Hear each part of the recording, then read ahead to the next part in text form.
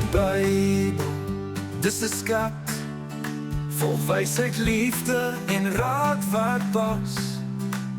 Elke storie, vers en lied wys ons hoe om reg te leef met God se lied. God se lied.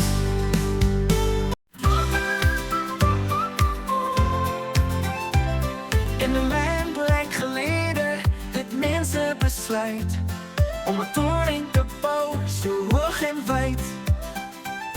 Hulle wou by mekaar bly, nooit weer skei.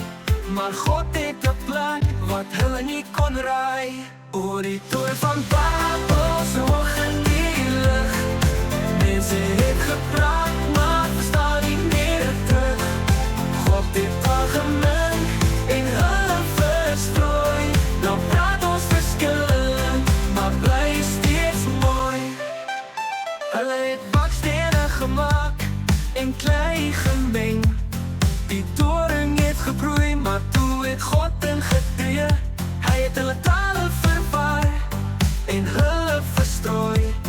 Nou leer ons van liefde en om saam te groei. Oor die toren van Babel, so hoog in die lug. Mense het gepraat, maar verstaan nie meer terug.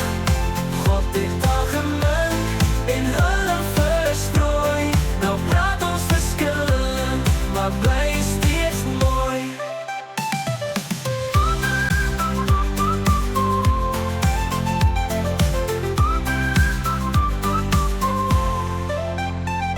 Ons leer van mekaar, elke dag 'n bietjie meer. Verskillende tale, maar liefde is ons leer.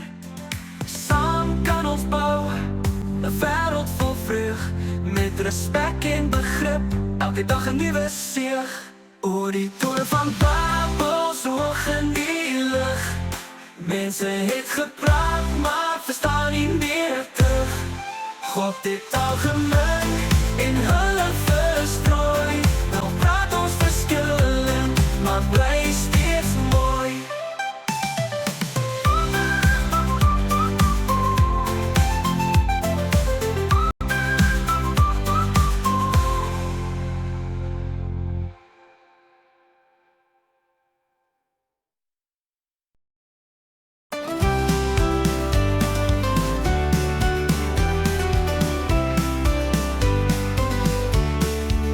Leer van die Bybel, dis 'n skat vol wysheid, liefde en raad wat pas.